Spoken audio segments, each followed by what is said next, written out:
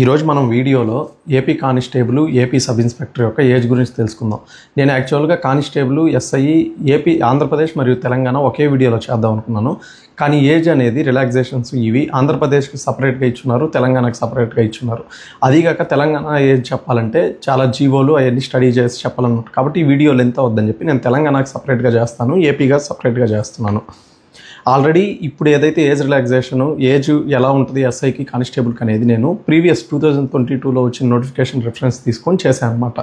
కాబట్టి ఇది ఆల్రెడీ మీరు నోటిఫికేషన్ అని చెప్పి కొట్టి డౌన్లోడ్ చేసుకొని నోటిఫికేషన్ డౌన్లోడ్ చేసుకున్నా, లేకపోతే దాని తర్వాత వచ్చిన ఒక అమెండ్మెంట్ ఇచ్చారు ఏజ్ రిలాక్సేషన్ అని, ఆ రెండు తీసుకొని చూసి చదివితే మీకు అర్థం అవుద్ది. ఇప్పుడు మీకు ఇవన్నీ నేను స్క్రీన్ మీద పెట్టి మిమ్మల్ని కన్ఫ్యూజ్ చేయను. నేను అవన్నీ చదివి నీట్గా తయారు చేసి నేను స్క్రీన్ షాట్లు మీకు స్క్రీన్ మీద ఇస్తాను, అవి చూడండి.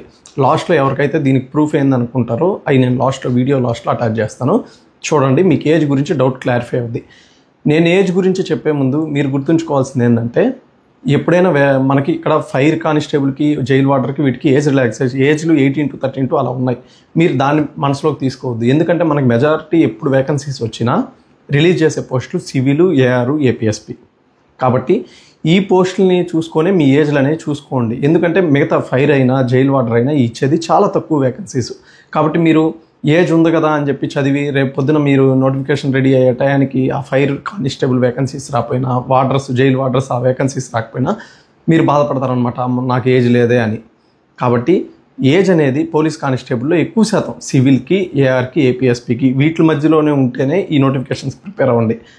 ఫైరు, డిప్యూటీ జైలర్ వీటికి కానీ ఉంటే ఒక చాయిస్, వేరే ఎగ్జామ్స్కి ప్రిపేర్ అవుతా, కానిస్టేబుల్ కూడా ఒక చాయిస్ లెక్కే ప్రిపేర్ అవ్వండి. ఇది ఒక్కటి మనసులో తీసుకోండి. ప్రతిదీ నేను ఎక్స్ప్లెయిన్ చేస్తాను, పైన స్క్రీన్ మీద మీకు స్క్రీన్ షాట్ ఇస్తాను, చూసి అర్థం చేసుకోండి. ఏపీ కానిస్టేబుల్కి మనకు అసలు ఫస్ట్ నోటిఫికేషన్ టైంలో స్టార్టింగ్లో 2016 ఆ టైంలో ఇస్తుంది కానిస్టేబుల్కి 18 to 22 years. కానీ ఈ నోటిఫికేషన్లో ఏం చేశారంటే, లాస్ట్ నోటిఫికేషన్లో సివిల్, ఏఆర్, ఏపీఎస్పీకి 18 to 24 అని ఇచ్చారు ఏజ్లో. అంటే నీ వయసు 18 ఏళ్ళ నుంచి 24 ఏళ్ళ మధ్యలో ఉండాలి.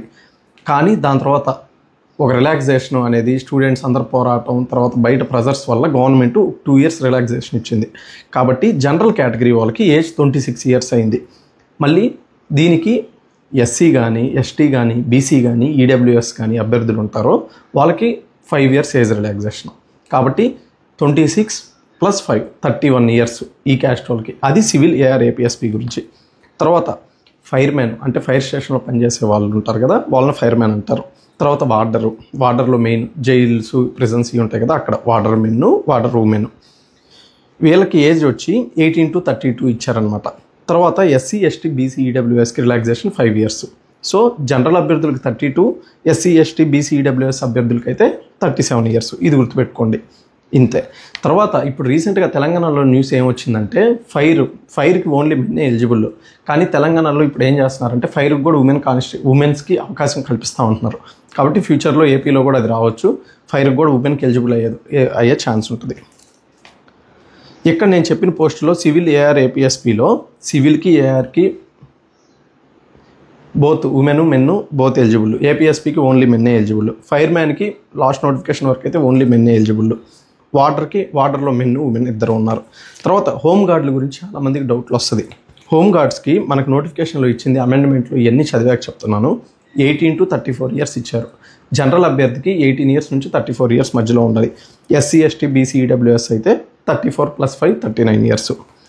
ఇంకా మన కానిస్టేబుల్ ఇంకో అవకాశం ఏమి ఇచ్చారంటే, ఎవరైతే భర్త నుంచి విడిపోయి ఉన్నా, లేకపోతే భర్త చనిపోయి ఉన్నా, విడోస్, డైవర్స్డ్ ఉమెన్ అంటే వీళ్ళు మళ్ళీ పెళ్లి చేసుకొని ఉండకూడదు.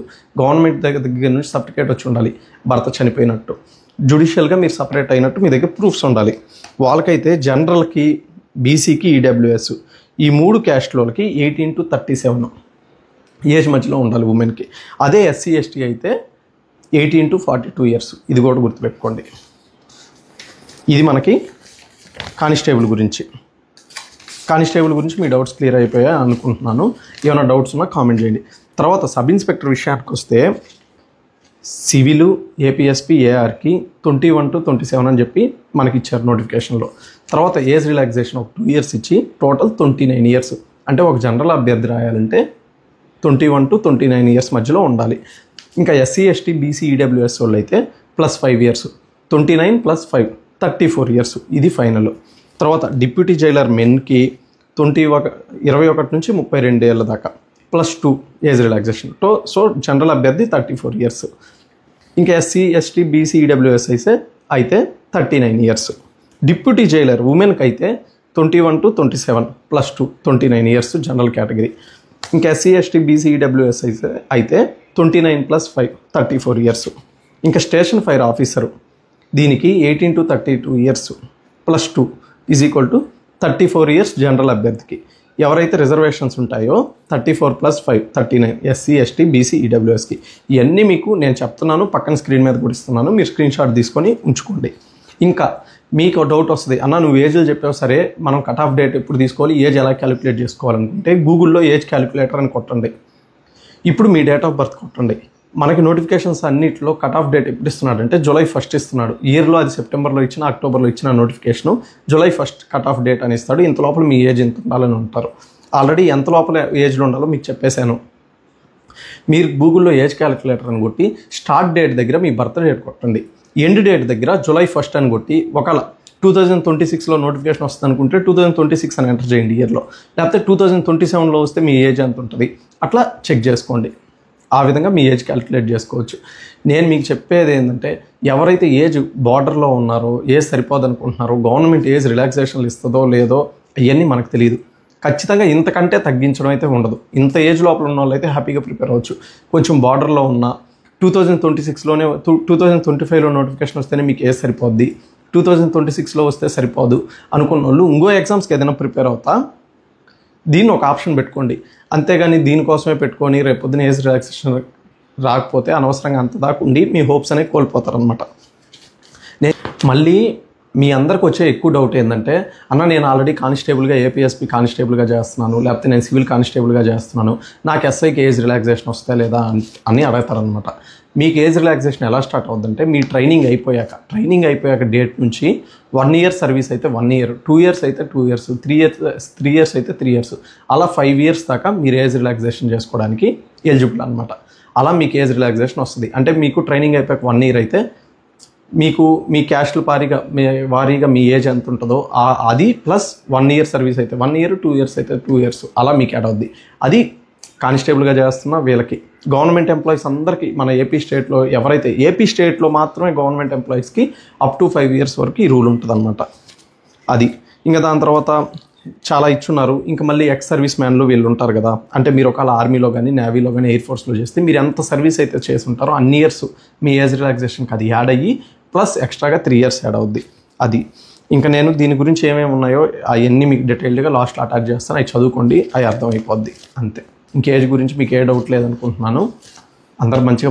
ఇంకా మీకు ఇంకో డౌట్ ఏముంటుందంటే నేను సచివాలయం ఎంప్లాయీని అవుతుందా లేదంటే, ఇప్పుడు సచివాలయం కూడా గవర్నమెంట్లోనే ఉంది కాబట్టి గవర్నమెంట్ జాబ్స్ లెక్కే కాబట్టి మీకు ఏజ్ రిలాక్సేషన్ రావచ్చు. అది అల్టిమేట్గా డెసిషన్ తీసుకునేది గవర్నమెంటే కాబట్టి అది ఒకసారి ఆలోచించుకోండి. అందరూ మంచిగా ప్రిపేర్ అవ్వండి. నేను చెప్పే ఇంకో సజెషన్ ఏంటంటే, మనకి ఇక్కడ రిలాక్సేషన్ 34 ఇయర్స్ దాకా ఇచ్చారు, 37 ఇయర్స్ దాకా ఇచ్చారని మీరు మీ ప్రైమ్ టైం అంతా దీనికోసం వేస్ట్ చేసుకోవద్దు. 2 ఇయర్స్ 3 ఇయర్స్ మీ బెస్ట్ ఎఫర్ట్స్ ఇవ్వండి. అలా మంచిగా ప్రిపేర్ అవ్వండి. మన ఏజ్ అనేది ఒక్కసారి పోతే తిరిగి రాదు. మంచిగా ప్రిపేర్ అవ్వండి. ఇంకా నేను ఆల్రెడీ ఎస్ఐ గురించి కంప్లీట్ ప్రిపరేషను, జనరల్ స్టడీస్ ఎలా ప్రిపేర్ అవ్వాలి, అర్థమెటిక్ ఎలా ప్రిపేర్ అవ్వాలి, లాంగ్వేజ్ పేపర్స్ ఎలా ప్రిపేర్ అవ్వాలి అని చెప్పి అన్ని కంప్లీట్ వీడియోస్ చేశాను. అవి చెక్ చేయండి. మీకు ఈ కాకుండా ఇంకేమైనా డౌట్స్ ఉంటే కింద కామెంట్ చేయండి, నేను నెక్స్ట్ వీడియోలో మీకు చేస్తాను. ఇంకా నెక్స్ట్ తెలంగాణ వాళ్ళ కోసం ఏజ్ కోసం నేను నెక్స్ట్ వీడియోలో మొత్తం క్లియర్ చేస్తాను. మీ డౌట్స్ ఏమైనా ఉన్నాయో కింద కామెంట్ చేయండి.